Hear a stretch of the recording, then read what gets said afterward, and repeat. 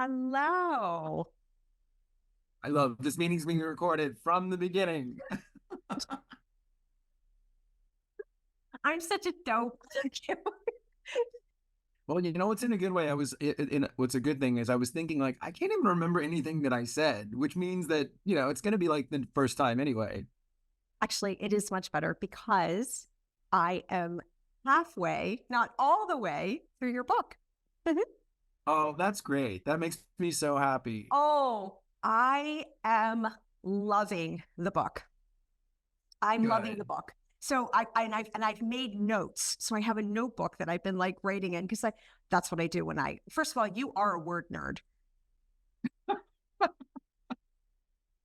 are such a word. I think I needed another pad of paper for vocabulary.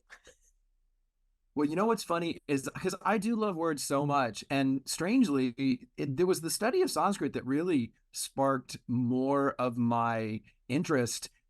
Since it's higher up on the Indo-European chain, and I love patterns, and when you start to see patterns in all these different languages and words, like it really gets the ball like it's a snowball effect. And one of the things that Eve, my co-writer, she's a ghostwriter, but I called her my co-writer. Well, she often would have to say to me, like, it's a beautiful word, but we need to, we need to, speak a little bit more, not dumb it down, but speak in a more pedestrian, accessible way. Well, this just goes to show you what a word nerd I am. When you were saying you said it was Sanskrit, I was thinking to myself, just last week, I taught a lesson talking about primary series, like the different postures. Do you realize that the names for the postures at the primary level are very literal? Head to knee. It's like those sort of things, right? A bound angle. I mean, they're very right. Triangle, very literal. Then they start moving to animals. So they get a little bit more subtle. Yeah. And then they start bringing in deities. So it's like these layers that happen as you progress. And not only do the postures become more complicated, but we start to like move into these subtler energies other than just the outer physical. Isn't that really cool? Wait, did you discover that? I think so. But I thought I discovered Narodaha as a flow state. And then I read it in your book. So I was like, okay, well, that wasn't it. Yeah, but listen, I'm like you. I mean, obviously, I'm not as steeped in Ashtanga, particularly as an asana, limb or Ashtanga in terms of the asana practices you are. But I certainly am aware of that world. And I've never heard of that before. And that's so freaking cool. Isn't that? And it's okay, this is how geeky I am. And it's samapati because samapati is blending, right? The blending of our understanding with words and understanding and experience. So we start off in a very elementary, very physical, literal way. And then we start to do that blending where we're like infusing it with energy and then like ideals and qualities that are beyond just the physical. I just think it's really cool. I love that. That's very cool. Okay, well, that's neither here. Well, it's actually a little bit of what you were talking about because the book is called Turning Inward, and it was much different than I expected. How so? Okay. Well, I have to say there was one quote that I wrote down that I really love that spoke to me. Thinking you're doing it wrong is the quickest path to quitting. For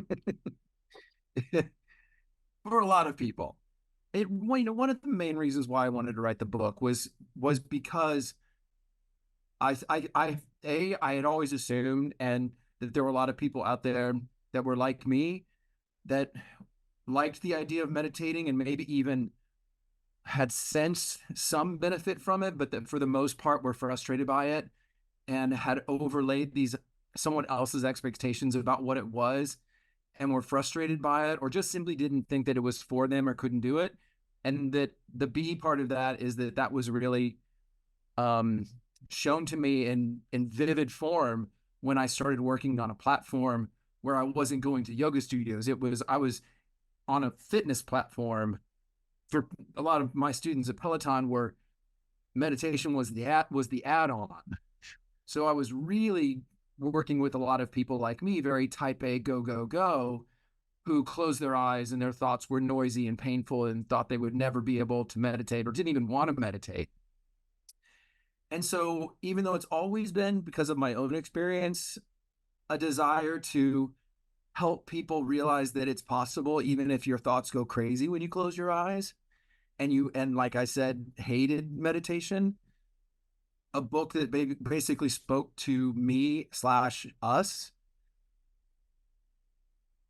But essentially, even that expanded into the idea of like busting the whole paradigm and like trying to get past even calling it meditation and calling it, anything. And really getting to, you hardly use the word meditation. Yeah, I mean, you do, but you hardly do. Yeah, and it was really, and the purpose is the idea is that it really is so much more about the efficacy, the potential agency, the peace, the calm, the authenticity, the benefit. Like for me, that's so much more important as just the way that I walk through the world than necessarily, the whatever the regalia of accomplishment. One of the words you do use, which was a real switch, and I enjoyed, was a different take on introversion and extroversion. Can you explain that? Absolutely. The word, I actually heard the word first. Obviously, I knew the word introversion in terms of the characteristic of being an introvert and an extrovert. And it's funny, I always used to push back a little bit on there were the different definitions. Like, for instance, there's the definition of you're considered an introvert if you gain your power by being alone, or you're an extrovert if you gain your power by being outside. And I think that that's a pretty great definition, except for the fact that it's such a binary that it wasn't 100% true for me. Therefore, it makes me always think like those different patterns and like social categorizations are useful, but they can't be 100% accurate. I don't think we took those words and used them as labels, but they weren't really supposed to. It was actually closer, I think, in its origination to the way you explain it. How weird is that? That's very cool. I give Carlos Pomeda, who was in the Anusara yoga system. One of the great things that John Friend did was he put us in front of a lot of different philosophy teachers. Many of them were from the Siddha yoga tradition, and like Sally Kipton, who was my primary teacher, Douglas Brooks, Carlos Pomeda, they were all part of that lineage, and they were either religious professors or they were former swamis. And Carlos was teaching one time, we were on the faculty at the Asia Yoga Conference in Hong Kong. And he was the first one, at least that I had heard, use the word introversion as a substitute for meditation. And for me, it just made sense to explain to people, especially now that social media and the fact that we're looking at and we're focused on things outside of ourselves for most of the day, that kind of extroversion, meaning literally looking outside of ourselves, is the primary component, or it takes up more time during our day. And then when you put that into the realm of homeostasis, which is something that I've found, I've always been looking for things in life that people agree on. Like, people agree about gravity. People agree about the sun rising and falling, the sun coming up and going down. And most people agree that there is this thing in the universe called homeostasis relative to energy and biology and all sorts of things. And so even if you look at introversion, like looking in and looking out as what is homeostatic, not necessarily what is equal, but just the necessity of the human body and mind and spirit to find some homeostasis, it made a lot of sense to me to take this looking out that we do all day long and say to people, hey, what about finding ways in your day that you look in and recognizing those not as necessarily better, but just as that kind of balancing homeostatic input that will probably yield the same kind of benefits that you get from going to bed. And don't even worry about if you call it meditation or not. I found that so much more accessible. Like right before we just got on the phone, I thought to myself, I was out in my garden because it's now starting to get just slightly warmer. So I was out there and I thought, I'm out here introverting. Absolutely. And to me, that's really what was so beautiful, is to widen the scope. Because let's be honest, there is something really sweet about when someone learns to meditate. And, they, whether egotistically or not, they kind of tell people that they learn to meditate. And when you take away the sort of the snide part about, like, the old joke about how do you know someone's vegan? Don't worry, they'll tell you. Tell you. It's kind of like that with meditation, but that comes from a sweet place of learning to meditate is a healthy, beautiful thing. And if you accomplish that, particularly by overcoming an inability to meditate, that is sort of something to be proud of. And so one of the things that I wanted to say in the book is, or at least to offer to people potentially, is you can have that same kind of pride of I'm doing something good for myself, but I'm doing it in the form of gardening. I'm doing it in the form of running. I'm doing it in the form even maybe of binging a Netflix show, as long as I do that with the intention of affirmation. And I'm having this glass of wine, not as pure avoidance of my reality, but maybe as a softening of my reality, so that after my glass of wine, I'm a nicer person and I won't yell at my kids. Like, anything that is that kind of, that ameliorates the shadow, such that we can integrate the shadow into the light, like that to me is much more interesting than any kind of perfect, ecstatic, somatic, somatic, like samadhi-like experience that are beautiful to have in lotus position. I'm all for it when that happens, but to have something where someone, like you just said, like has a moment of turning in, and it just warms your heart a little bit, that to me was a much more interesting topic. Well, it's also pretty accessible. I definitely had a hard time. I thought that you were supposed to stop thinking, and I wasn't stopping thinking. And then I would just beat myself up. So I basically sit and be like, okay, I'm sitting, I'm here. Shit, what was that? And I'd be off and I'd be like, oh man, I just did it wrong. And I was always going, oh, I did it wrong. And so I was beating myself up. But I've seen students actually get anxious, like an anxiety level, because we've put so many rules around meditation. Do you know what I mean? Like so many things we think we have to do. We've talked before about Nirodha. Like, remind me what your, because I know you have a different definition of Nirodha than a lot of people, or like explain, if you want to just give the Yoga Chitta, the whole sutra.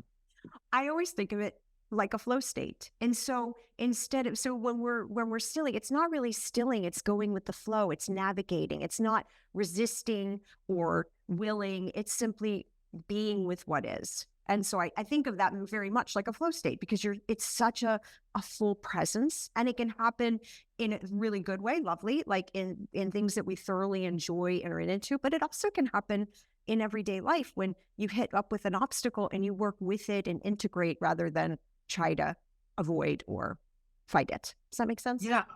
I love that. So when I first started studying Patanjali's Yoga Sutras, and it's been a long time, but it is the second sutra, right? Yoga Chitta Vritti Nirodha is the second, right? It's often translated, at least for me, it was translated as, Chitta is consciousness, Vrittis are the movements of consciousness, or the fluctuations of the mind, and Nirodha is the cessation of those fluctuations.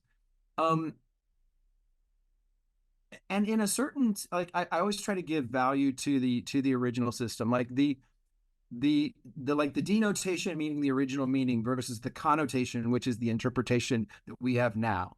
The denotation, original meaning, made a lot of sense in a world, in a arguably less nuanced world, where things are a little bit more stop and start. Like, even if you just take in terms of the deities, if you have a dualistic situation where you basically have Brahma and human, and it oftentimes those traditions lean toward absolute terms.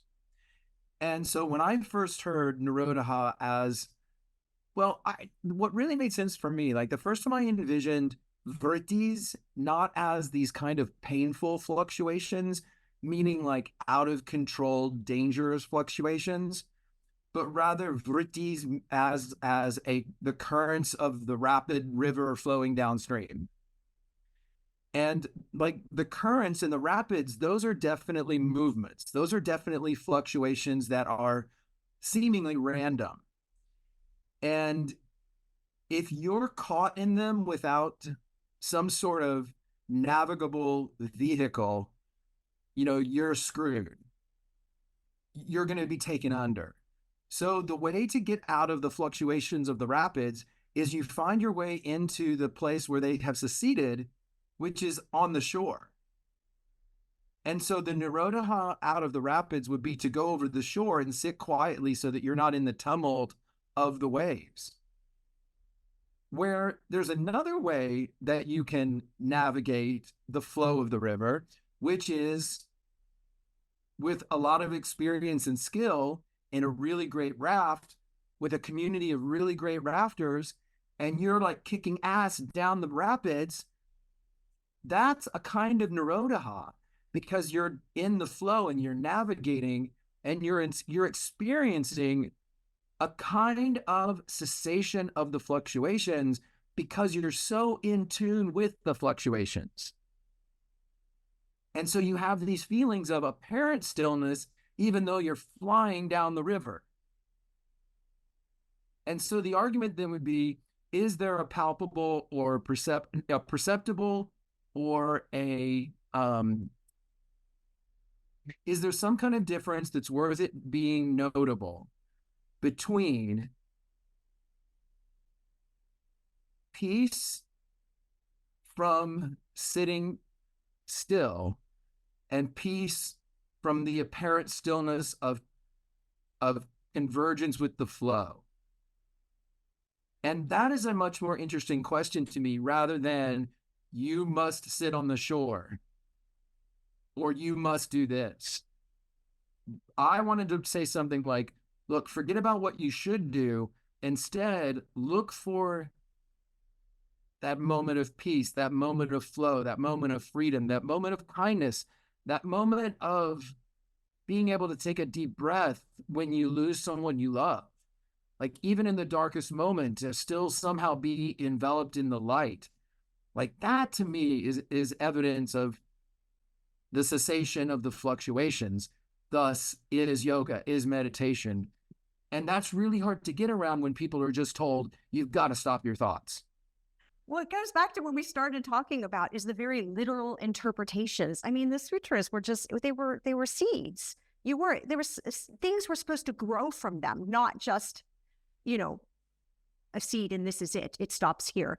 And when you used the river, that really speaks to me. I live on the river. Do you know that? I live on the river. Yeah, of course.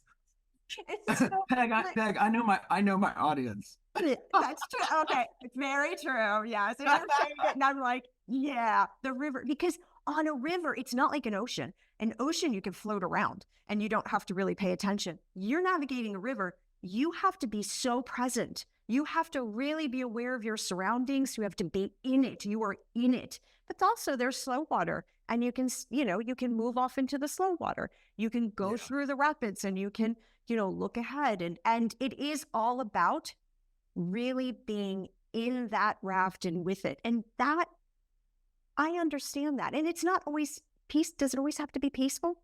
Is it like?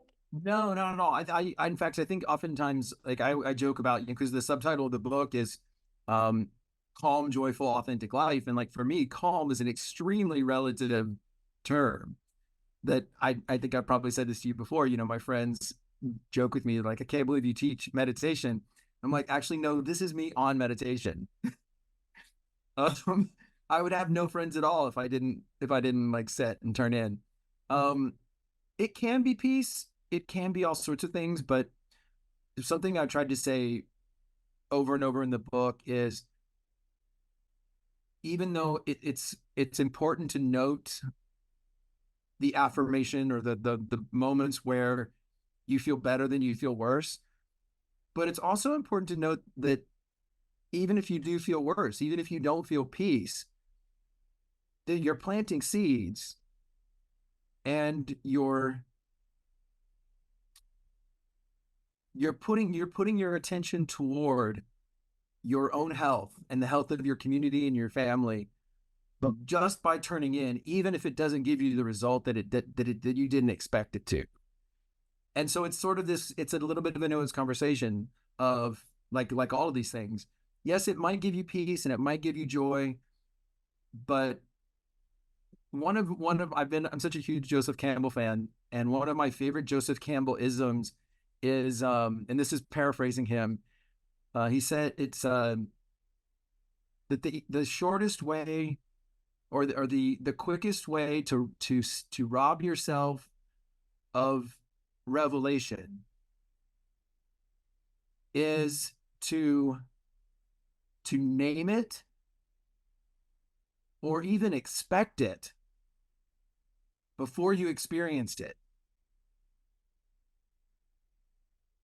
And that is the trap. That is the ultimate trap of having an agenda or a reason to turn in or to meditate, because we're human and we are going to name it before we experience. We are going to set goals. We need to set goals.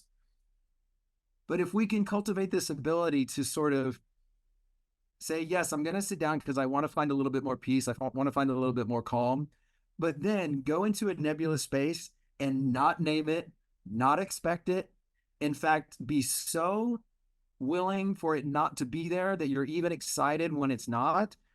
That's, I think, what Joseph Campbell was referring to as the gateway to the true bounty of experiencing things that you really didn't expect. That's really when the doors are flung open to creativity and wisdom, because you are so open that you've chosen not only to not name, but not even to expect what you're looking for. It's like a porous mind, when Yeah. you said in your book that it's not a panacea. And I appreciated that because I think sometimes we go into any sort of contemplative or mindfulness practice and we think it's going to solve everything. And actually, sometimes it's really hard to be present. I mean, like. Yeah, 100%. I mean, and I tried to write that often in the book, because it's finally putting it down on paper really it really became evident of how easy it is to write something down as a solution or as an aid in service in trying to help people, and for that being perceived, it's sort of like the way the Bible works. Once it's written down, it becomes text. It becomes so concretized that it goes into that binary part of our brain of right and wrong. Well, Ross said it must be good. Therefore, if it's not good, it's either wrong or wrong for me. And so that kind of by saying it's not a panacea was my way of reminding people that turning inward is about turning away from the binary right and wrong part of our consciousness and turning into the unitary, nebulous, indescribable field of wisdom and creativity that fixing is no longer an issue. Like the idea of what hopefully what it means is, by saying it's not a panacea, there's nothing wrong. Therefore, you don't need a panacea. Now, hopefully it does help. And hopefully it does make people feel better, and it does work over time. And especially over time, you become a different person because of that. I certainly believe that. But from the short version of it's not going to fix it, even if it's really good. It might make it a little bit better. It's not a panacea in that way. And B, the more sophisticated version is, don't think of it as a panacea, because that's staying in the mind of there is something inherently wrong that needs to be fixed. Think about it as going in and shifting perspective, hearing a different voice, opening up to a different connection and relationship with yourself or with someone else, and create an environment that a new iteration arises. So whether it's a fix, a panacea, or not, it becomes moot.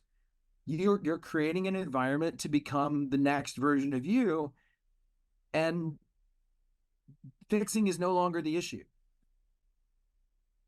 I found that as over the years, what I've learned to do is soften my mind a little. I explained this to you earlier about, how they always say meditation is like walking the dog, on a lead. And I would like choke my dog, I'd be sitting there. And I'm an intense person anyway. So I would sit with all my intensity and my laser focus. And, it was so tight and so hard. And not only was it tight grip on what I thought it should be, but also a tight grip on what I thought I should be.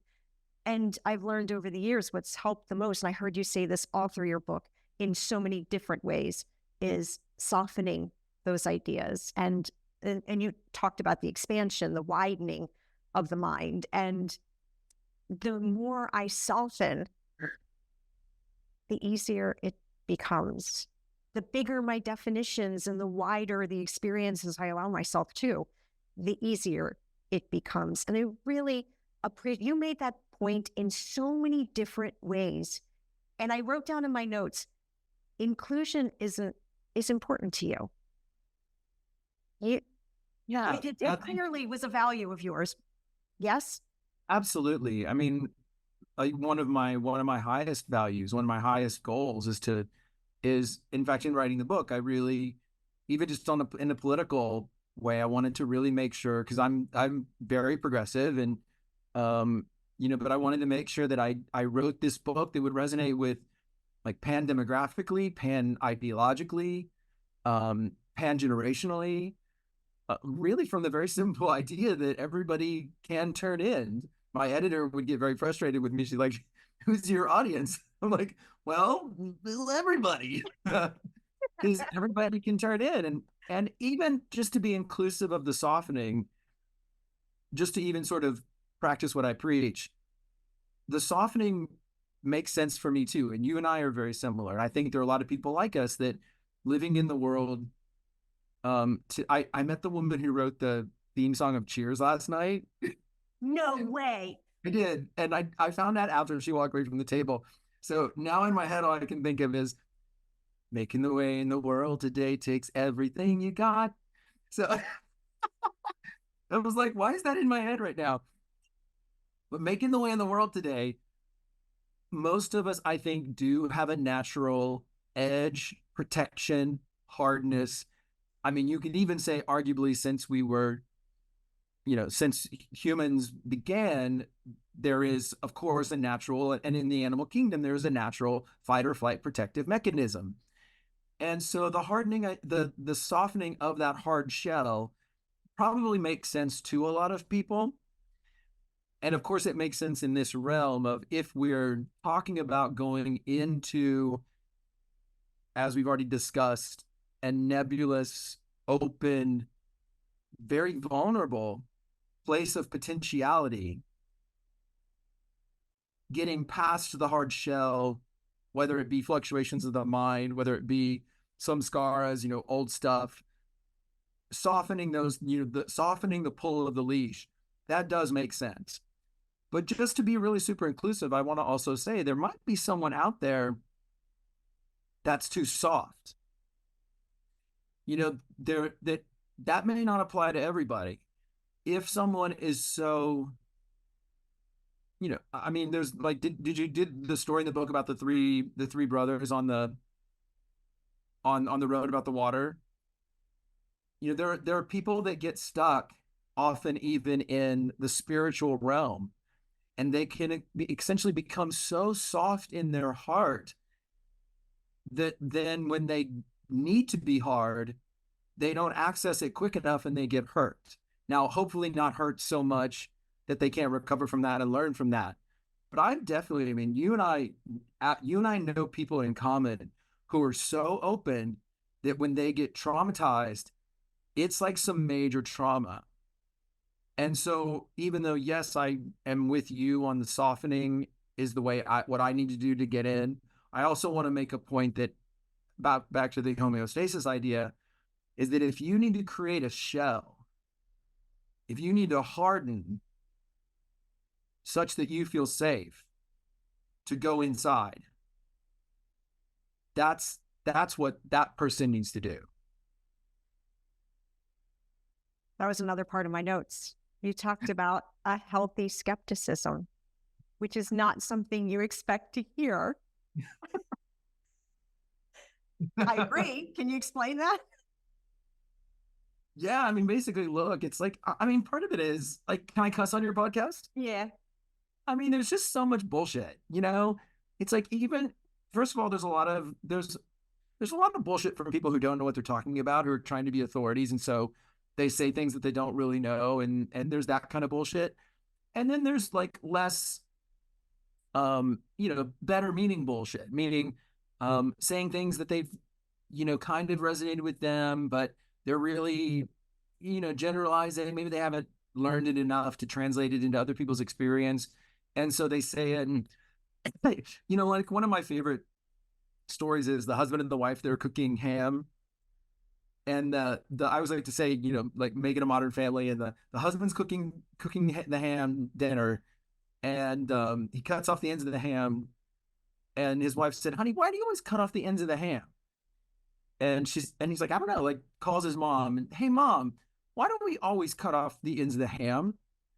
And she's like, "I don't know, honey. Call your grandma." So he calls his grandma and like, "Grandma, why do we always cut off the ends of the ham?" And his grandma says, "Well, darling, the pan was too small." And I think there are so many things that we tell people that, back to the connotation denotation, especially like in religious and spiritual circles, metaphors that were used long ago that no longer apply. And so it isn't necessarily bullshit, but some things have lost their meaning. And so the reason why that I wrote the healthy skepticism part is because that is such a real thing in our world today.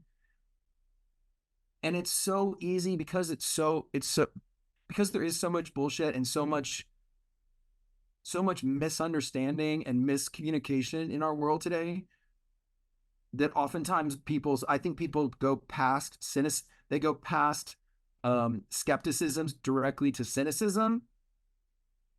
That if we consciously choose a healthy skepticism all the time, it lessens the chance that we're going to fall into a cult-like mentality and believe everything, which I've done before, or fall into a cynical perspective, which I've also done.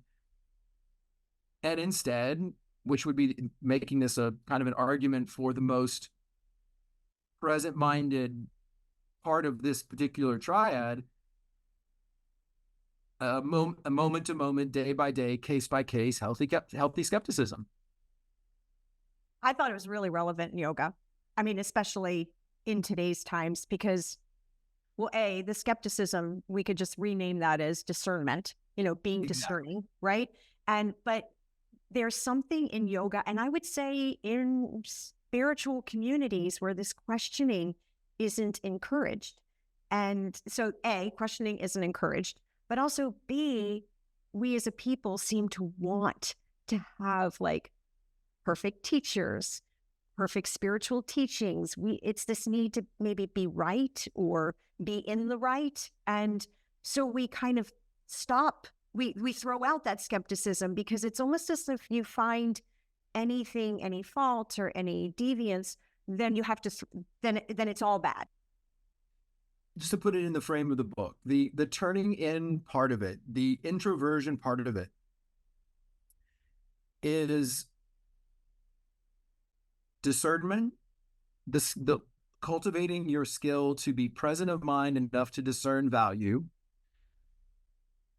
turning in also and remembering and seeing the value in in the different experiences that you will have. Like, for instance, seeing if you're in a place in your life when, even though you're going to have you're going to suspend your skepticism maybe for a while because you are in a place where you just need to be, in a childlike state and follow. And so therefore maybe you're tired and healthy skepticism isn't right for that day. And you just want to listen to a story. Or you suspend your healthy skepticism because you realize that I've been in a situation recently where my skepticism, I did question the authority, and it turned out not going well because I didn't discern well enough to know that this was not someone that, even though they said they were willing to have questions, that they weren't really. And so there's also that awareness within that just because you have a healthy skepticism, are you also judicious enough to apply it and this is sort of the extroverted way, to apply it or not? And so for me, it's like, yes, know what it is, but also know the value of applying it or not applying it, or using it and not using it. That's what I like about discretion. Why discretion is such a better word, because skepticism is really just of the mind.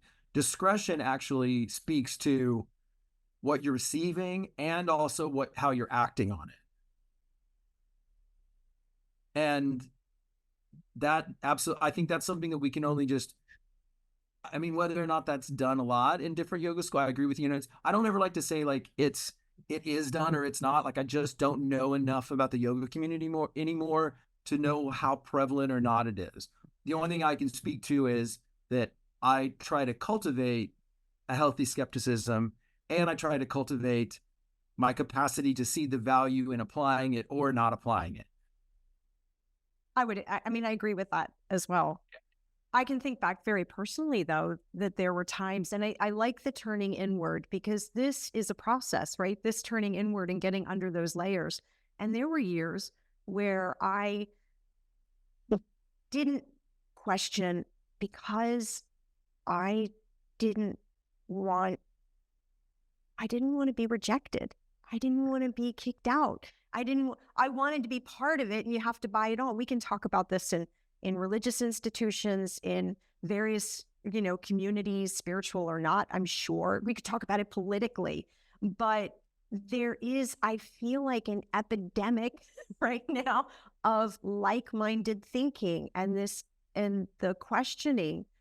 Just because the person didn't receive your questioning well, I personally think it's good that you do anyway. And it's not to the point. I actually think you said this actually in your book, and that it's not about answers. It is about questions. And I just love that. But I had to really go deep within me and find out why was I not willing to question? Why was I allowing this dissonance, a word you use a lot, the dissonance? Why was I willing to not address it, like ignore it, and really get deep and really realize that it was because I was afraid of losing my place, afraid of not being a part, and really coming in touch with that insecurity. And I think that's what I was talking about when I said it's not always pleasant, that turning inward, that shadow work, that looking in, and really, but the only way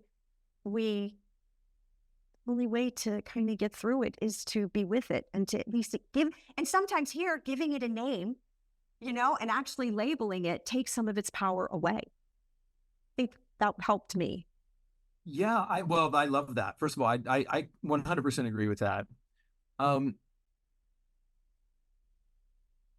This is essentially a restatement of what you said, but there's no doubt, this is nothing kind of revelatory to say that speaking truth to power, not saying something out of fear because you don't want to be shunned, you're the new person in the office and you don't want to speak up because if you say something wrong, you won't ever get called on again. There's a great book called Creativity Inc. that was written by Ed Catmull. It's about he started Pixar. And the paradigm in his conference room was like, everyone had to speak. There was no, he tried to cultivate an environment of zero fear, to have maximal creativity.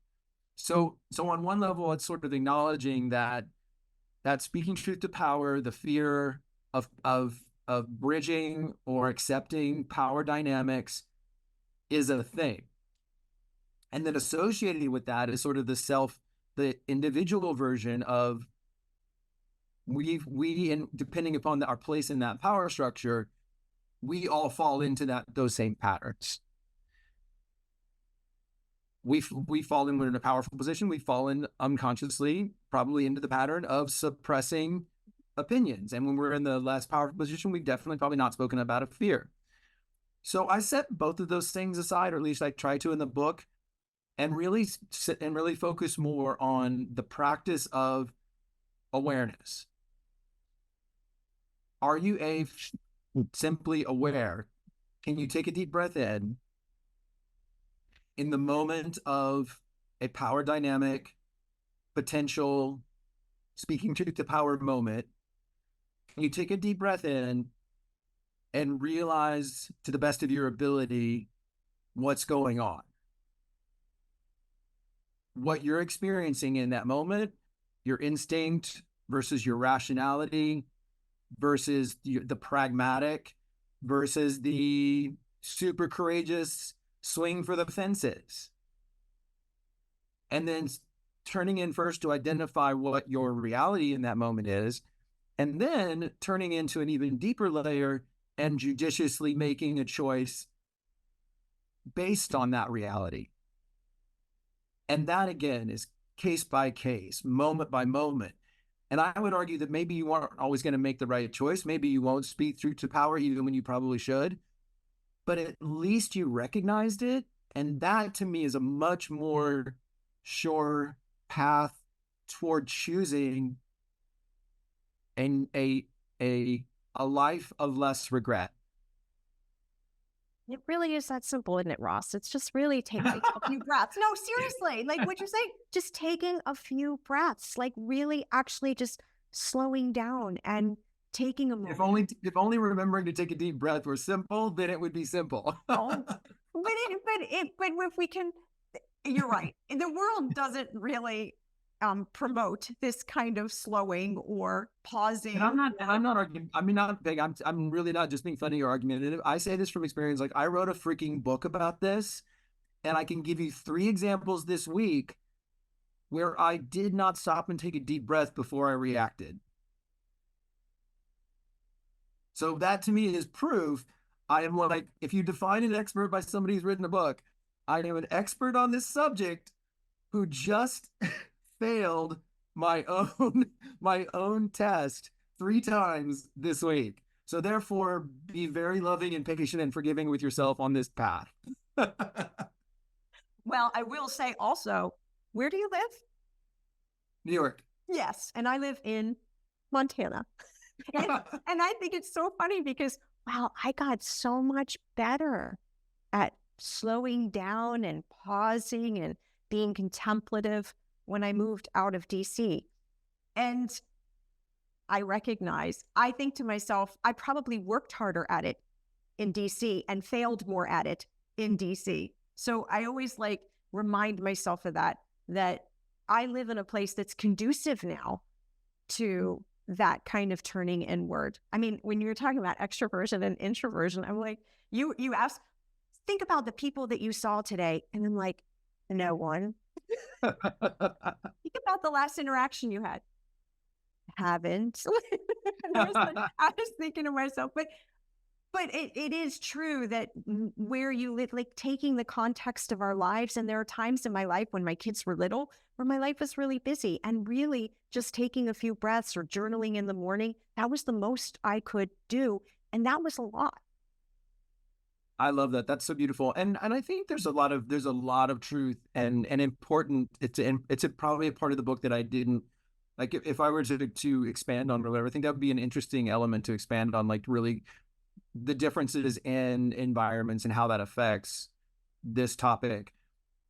I would say, I guess that, and you probably, tell me or not if you agree with this, that there's parts of it that apply, you know, the different separations, whether they be separations between people, separations between communities, separations between the facets of ourselves, like those parts are going to apply no matter how much, you know, physical interaction you have with people. Like you're still having a relationship with the different parts of yourself, and you're still having a relationship with your past and your future and your present. And so in that sense, you know, where I totally agree with you, outer environment will affect the you're still your turning inward is still going to be your turning inward, because you only have you to turn into, and you're never going to turn into nothing. You're always going to turn into something, and you're always going to turn into some set of relationships. Therefore, all of the different ideas about bridging the gaps and the chasms and the relationships of what you find within will apply to everybody.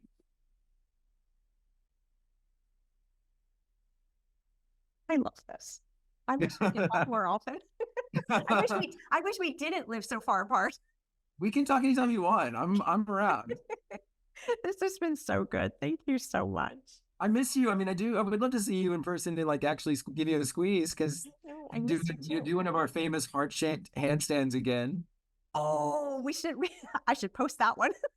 I love one of my favorite pictures.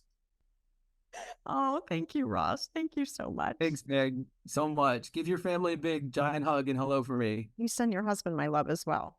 I will. Yeah, definitely come to New York, come visit. Why don't you both come to Montana? Hello. Well, listen, he's the one that's tough now. He's just going gangbusters. His schedule, he's doing well. It's a problem of abundance, but he's the tricky one. I could probably slide out there and come say hi. So maybe let's make that happen. Please do. Please do. Cool.